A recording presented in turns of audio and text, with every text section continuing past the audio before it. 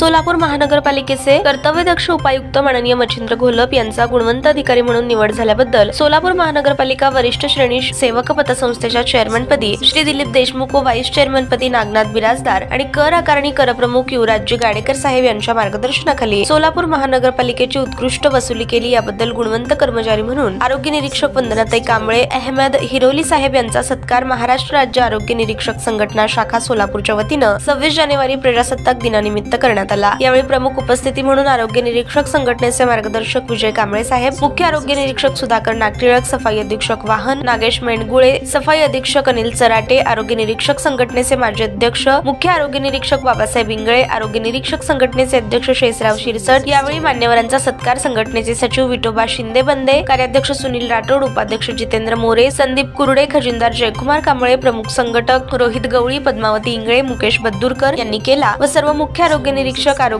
सोसायटीचे संचालक कर्मचारी यावेळी उपस्थित होते। ताज्या बातम्या पाहण्यासाठी प्राईम मीडिया न्यूज चॅनलला सबस्क्राइब करा आणि बेल आयकॉन प्रेस करा।